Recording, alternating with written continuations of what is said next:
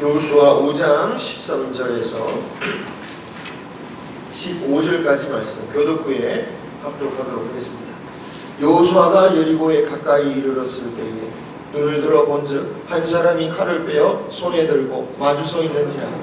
여호수아가 나아가서 그에게 묻되 너는 우리를 위하느냐 우리의 적들을 위하느냐 하니 그때 아니라 나는 여호와의 군대 대장으로 지금 왔느니라 하는지라. 여호수아가 얼굴을 땅에 대고 엎드려 절하고 그에게 이르되 내 주여 종에게 무슨 말씀을 하려 하시나이까. 다같이 여호와의 군대 대장이 여호수아에게 이르되 내 발에서 신을 벗으라 내가 선 곳은 거룩하니라 하니 여호수아가 그대로 행하니라. 아멘. 요즘 우리나라 국민이 정말 큰 스트레스를 받고 있죠. 그죠? 큰 스트레스의 슬픔과 정말 PTSD라고 할까요? 막 고통이 막 계속 오는 것 같아요. 지금 이런 문제들 중에서 우리나라의 가장 큰 문제 중 하나가 뭐냐?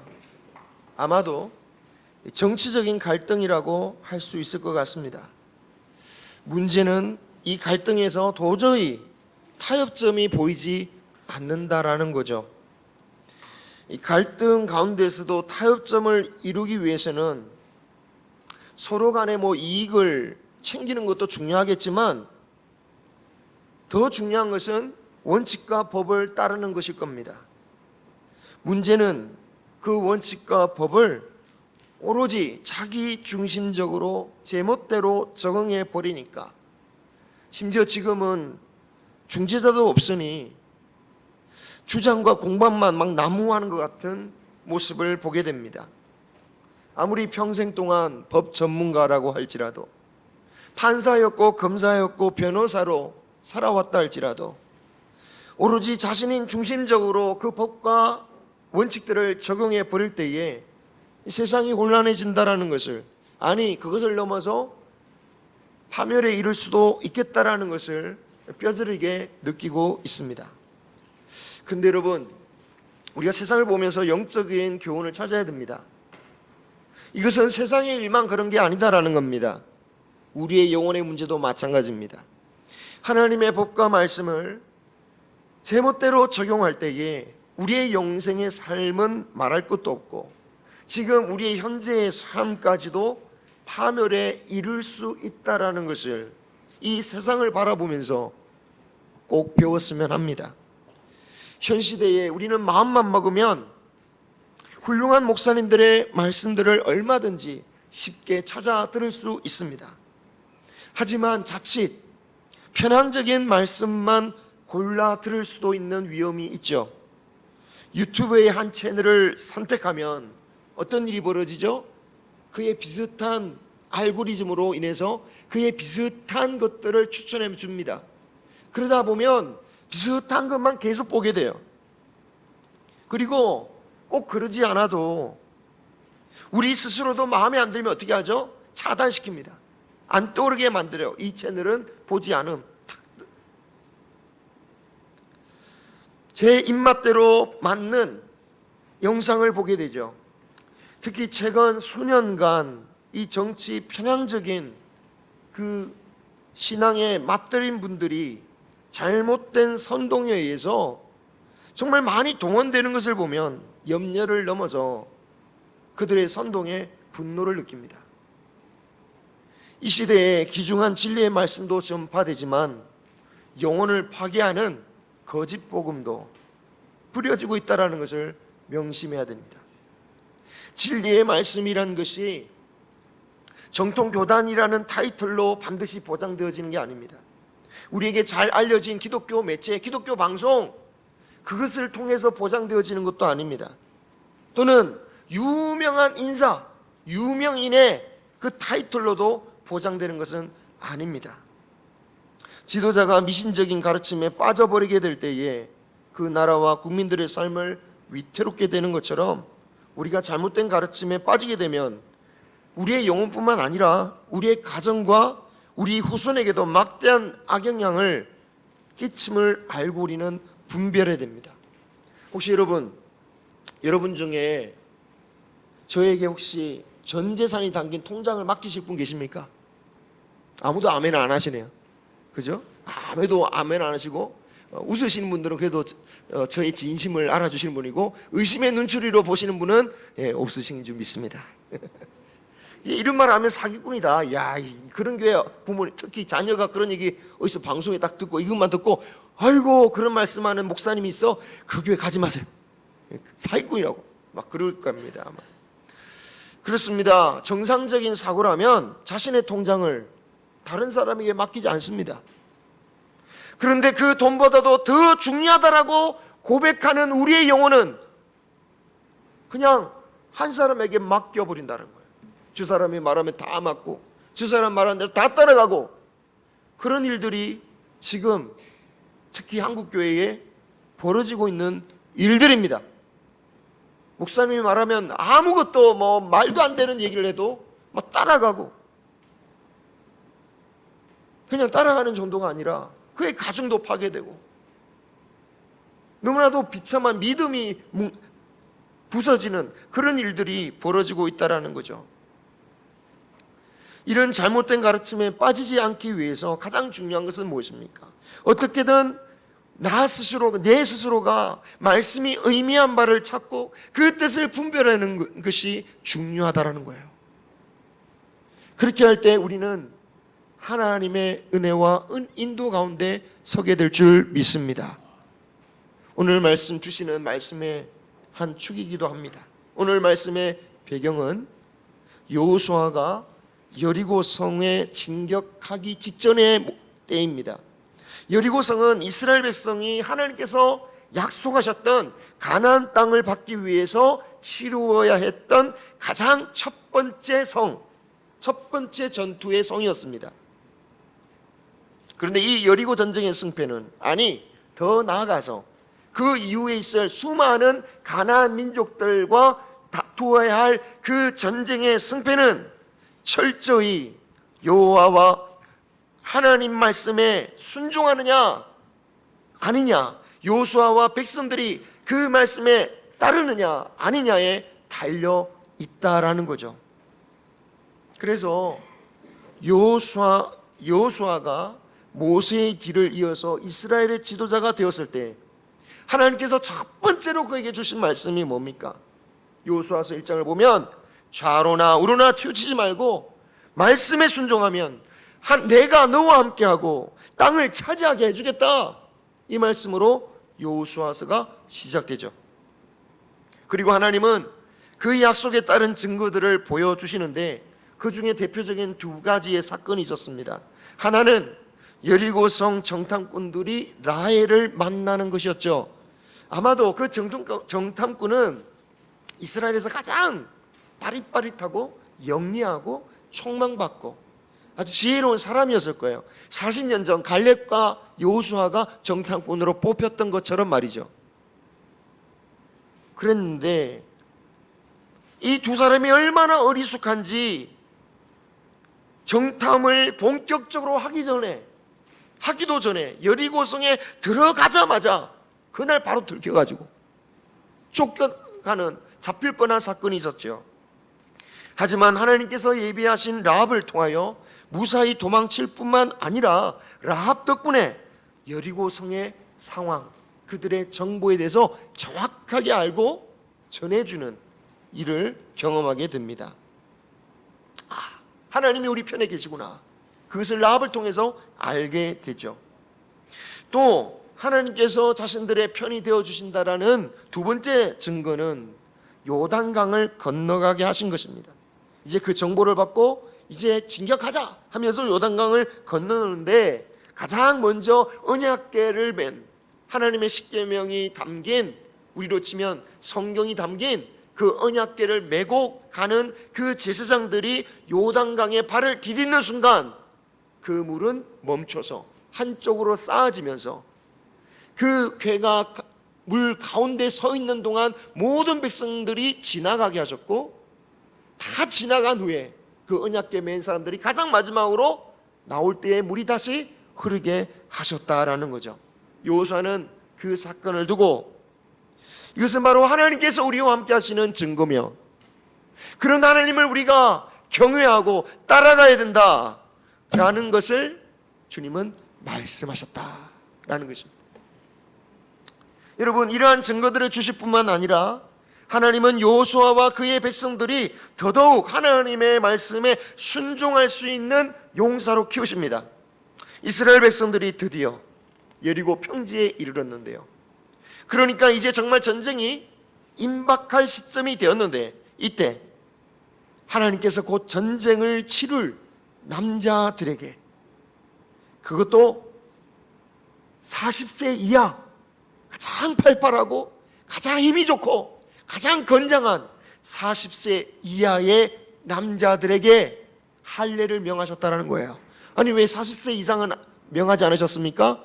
왜냐하면 그들은 이미 출애굽하기 전에 다 받았거든요. 그들은 광야에서 태어났기 때문에 할례를 받지 못해서 이제 받으라고 말씀하신 겁니다. 그런데 이게 정말 위험한 일이죠. 과거에 그들의 조상 야곱의 아들들이 세겜 부족을 기습하려고 그들의 전력을 약화시키기 위해서 생각해낸 방법이 무엇이었습니까? 속여가지고 그 할례를 받게 하는 것이었습니다. 할례를 받으면 우리들과 함께 살게 해주겠다 거짓말로 해놓고 할례 받아서 고통받던 그 3, 4일 안에 기습적으로 들어가서 몰살시켜 버렸던 거죠. 그런데 지금 적들이 바로 눈앞에 있는 그 여리고 평지에서 가장 힘있는 가장 건장한 남자들을 모조리 할례를 시킨다? 이건 엄청난 위기를 초래한다라는 거죠. 그런데도 여호수아와 그 백성들이 그 말씀에 순종하는 것입니다. 그리고 할례를 시행한 후에 유월절도 지키죠. 그리고 마침내 이 모든 과정을 무사히 끝내고 났을 때에 과연 이 여호수아와 이스라엘 백성들은 어떤 느낌을 받았을까요? 야, 우리는 준비되었다. 하나님의 사람으로서 증거도 있고 우리가 하나님 앞에 이렇게 훈련되어지고 이런 가감한 믿음 가운데 하나님께서 우리를 준비시키셨다. 아마 그런 확신 가운데 있었을 것입니다. 그래서 드디어 전진하여 여리고성 직전까지 여리고성 가까이 이르게 됩니다. 그런데 거기서 웬 한 사람을 만나게 되죠. 그런데 그 한 사람이 칼을 빼어들고 그들 앞에 마주 서 있었다라는 겁니다. 여러분이 길을 가는데 누가 어둠 가운데 딱 길을 버티고 딱 이렇게 마주보고 서 있으면 어떻습니까? 가겠습니까? 안 가겠습니까? 뭐지? 저 사람 이상한 사람 아닌가? 그러지 않겠습니까? 만약에 그 손에 몽둥이라도 들고 있으면 더 무섭겠죠. 근데 이 사람은 뭐 하고 있습니까? 칼을 빼어들었다고 그래요. 칼집에 찬 것도 아니고 칼을 빼어서 마주보고 있다라는 겁니다. 어떤 느낌이었을까요? 상당한 위협을 느꼈겠죠. 물론 우리가 잘 아시다시피 그 사람은 하나님의 군대 장관이었습니다. 성경에서 천사 또는 하나님의 사자다라고 하면 그냥 하나님으로 이해하고 보시면 됩니다. 그렇다면 하나님께서 지금 그 약속을 붙잡고 여리고성을 향해서 자신 있게 나아가는 그 여호수아를 마주보고 칼을 들고 서 계시다라는 거예요. 도대체 왜 이렇게 위협적인 모습으로 여호수아를 맞이하고 계시는가? 그런데 여러분, 이와 아주 비슷한 경우가 있었습니다. 바로 여호수아의 스승 누구죠?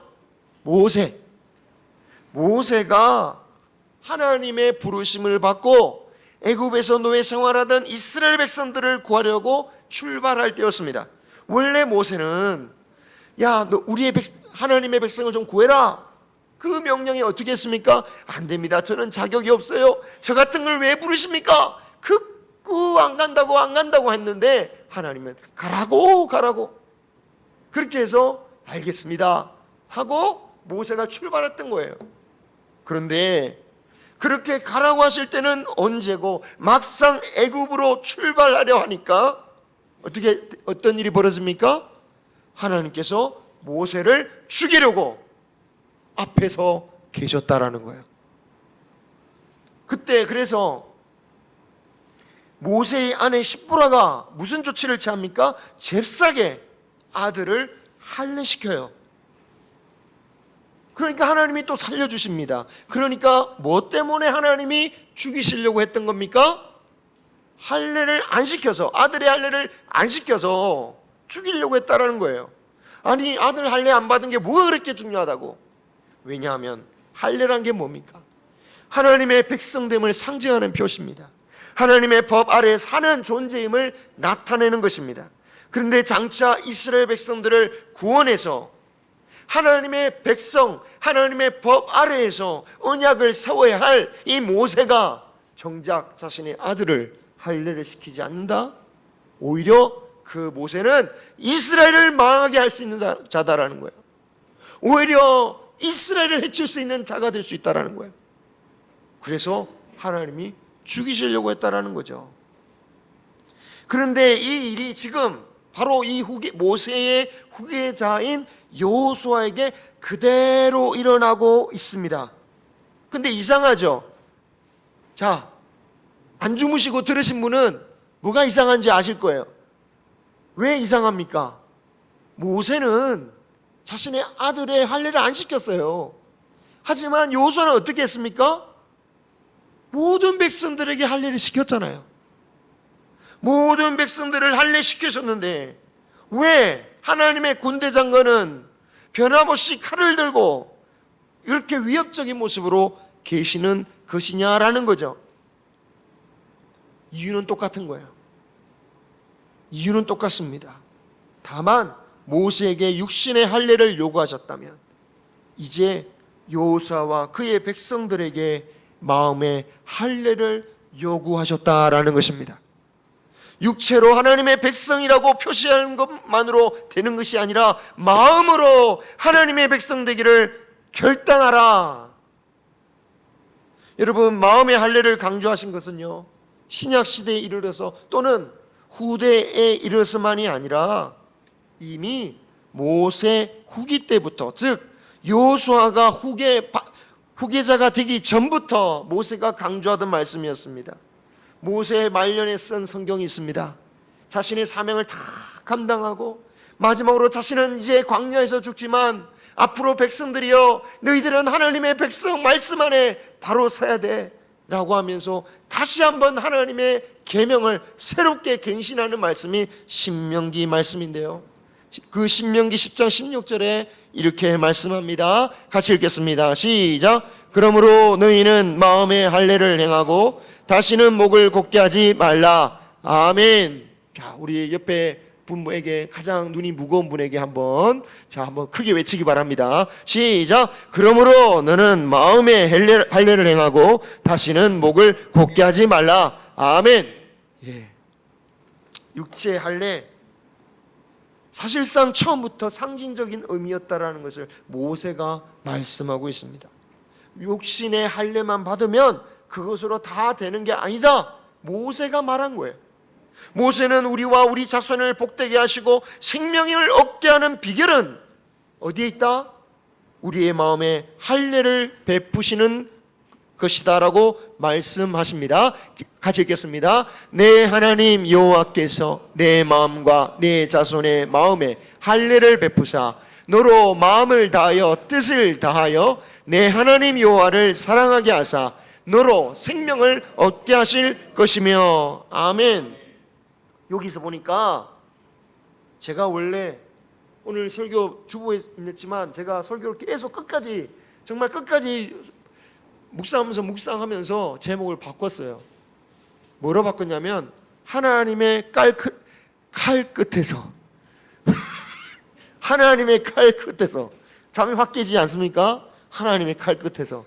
사모님이 설교가 너무 세다고, 이 무슨 새해부터 너무 무서운 제목이냐고. 그래서 제가 그러면 마음의 할례라고 아주 부드럽게 바꿨습니다. 여러분, 마음의 할례, 이 마음의 할례는요, 육체의 할례와 좀 차이가 있습니다. 육체의 할례는 한 번으로 그치지만 마음의 할례는 어떻습니까? 지속적으로 해야 된다는 거예요. 지속적으로. 그래서 하나님은 이미 육체로나 마음으로나 이미 할례 받은 자들에게는, 그들에게도 지금 사실 이 이스라엘 백성들 얼마나 준비를 단단히 하고 왔습니까? 하나님 앞에 정말 믿음으로 할례를 하고 있지 않습니까? 정말 믿음으로 나오지 않았습니까? 여호수아는 말할 것도 없습니다. 정말 마음의 할례를 받고 온 사람들이에요. 그런데 그들에게 다시 한번 그 앞에서 칼을 들고 서 있는 거예요. 그 칼은 할례를 받은 자를 위해서는 함께 싸우는 칼이 될 것이지만, 마음의 할례를 받지 않는 자에게는 심판의 칼이 될 것입니다. 여러분, 우리의 인생에도 어쩌면 하나님께서 칼을 들고 서 계시지 않는가? 저는 그런 묵상을 해봤습니다. 군대 장관이 칼을 설고 그 여호수아의 길을 딱 마주서고 있는 것처럼, 분명 우리는 믿음으로 가고 있는데 하나님 말씀으로 살아가려고 하는데, 그런데 내 앞에서 하나님께서 마침 나를 위협하려고 하는 칼을 들고 계신 것처럼 그런 상황이 우리에게 있지 않느냐라는 겁니다. 어쩌면 이 나라에 벌어지고 있는 이 위기로운 상황이 우리 모두에게 위태로운 칼처럼 보일 수도 있습니다. 또 누군가에는 개인적인 문제, 또는 우리 모두에게는 다가오는 죽음이 여호수아의 그 장관의 칼처럼 우리에게 보일지도 모르겠습니다. 그런 칼을 바라보면서 우리는 어떻게 반응을 하겠습니까? 할례를 받은 자로서 그 칼이 나를 위한 것이라고 담대할 수 있을까요? 아니면 저 칼로 내가 죽을 수도 있겠구나, 나를 멸할 수도 모르겠다, 그런 마음으로 위태롭게 보고 계십니까? 믿음으로 저 칼은, 이 위기의 상황은, 심지어 나의 죽음도 결국은 나를 이기게 하는 칼이라고 믿고 확신한 분은 복되신 줄 믿습니다. 이 세상의 위기도 환난도 심지어 나의 죽음도 나를 이기게 하는 주님의 칼임을 믿고 담대히 나갈 수 있는 우리 모두가 되기를 소망합니다. 다만 믿음의 확신과 자기의 확신은 따로 구별할 필요가 있죠. 믿음의 확신과 자기의 확신은 우리의 능력으로는 구분하기 힘든 것 같습니다. 하지만 믿음의 확신은 분명하게도 주님이 인정하시는 확신이겠지만, 자기만의 확신은 주님께서 인정하지 않는 자신만의 착각이겠죠. 예배나 기도, 종교 의식에서는 구별하지 못하지만 또 나타나는 차이가 있다면, 믿음의 확신을 가진 사람에게는 삶이나 신앙에서 열매가 맺어진다는 것이고요, 무엇보다도 마지막 심판 때에 완전히 다른 결과를 맞이하게 될 것입니다.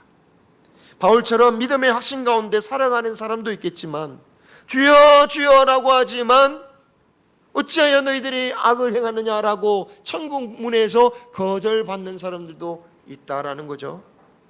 그럼 믿음의 확신을 우리는 어떻게 할 수 있습니까? 과거에 믿음으로 이뤄낸 성과들이 있고, 또 우리가 더 잘 믿기 위해서 믿음으로 훈련했던 것들이 우리의 보정이 될까요? 그런데 오늘 말씀을 보면 과거의 것은 과거의 것일 뿐입니다. 하나님의 군대의 장관이 칼을 빼어들고 마주선 여호수아가 여기에 오기까지 어떤 모습으로 왔습니까? 가장 먼저는 40여 년 전 자신의 동역자들이, 그 10명의 정탐꾼들이 온갖 부정적인 말을 할 때, 그리고 온 백성들이 그 말을 듣고 나서 기겁을 할 때에 그 온 백성들에게 돌 맞아 죽을 각오를 하며, 그러지 말라고, 하나님의 말씀에 의하면 우리는 이 땅을 차지할 수 있다고 목숨을 걸고 말했던 사람이 여호수아였습니다.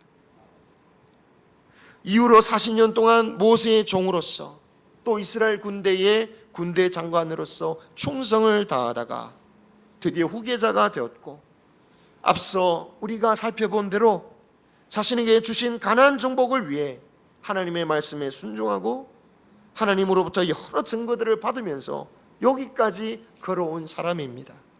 그런데 하나님의 군대 장관이 그를 향해 칼을 빼어들고 서 계신 거죠.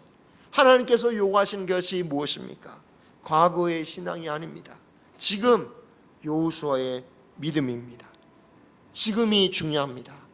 지금 우리는 마음의 할례를 받고 있습니까? 마음의 할례를 받을 수 있습니까? 자신을 향해 칼을 빼어든 그 사람에게 위협을 느낀 여호수아는 그 사람의 정체를 묻습니다. 너는 우리를 위하느냐? 우리의 적들을 위하느냐? 한마디로 우리의 편이냐? 원수의 편이냐? 그런 질문에 하나님의 군대 장관의 첫 대답이 뭡니까? 아니다. 아니다. 그것을 질문할 때가 아니다라는 거예요. 하나님이 우리의 편이냐 아니냐를 묻기 전에 우리가 먼저 하나님을 향하고 말씀을 향한 그 나의 마음을 보고 내 마음의 할례를 받는 우리 모두가 되어야 됩니다. 모세의 부인이 놀라서 급하게 아들에게 할례를 행했듯이 여호와의 군대 장관임을 알아본 여호수아가 바짝 엎드려서 절하면서 말씀하시옵소서 듣겠습니다 라고 한 것처럼 우리는 마음의 할례를 받고 주여 나의 주장 다 내려놓고 주여 말씀하여 주시옵소서. 그런 여호수아에게 하나님께서 주셨던 말씀은 모세에게 처음 나타나셔서 하셨던 말씀과 동일한 말씀이었어요. 여호수아와 모세가 아주 교차가 되죠. 모세 처음 떨기나무 불이 나지만 나무 자체는 타지 않는 그 장면에서 하나님께서 모세에게 하셨던 말씀을 그대로 주시는데, 같이 읽겠습니다. 내 발에서 신을 벗으라. 내가 선 곳은 거룩하니라. 아멘.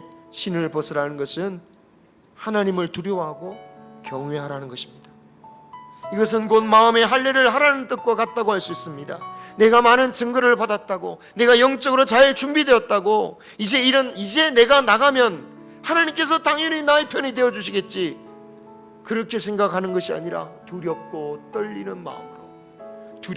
떨리는 마음으로 주님의 일을 감당하는 것입니다. 잘 되면 교만해지고 안 되면 하나님 탓하기 일수인 우리들입니다.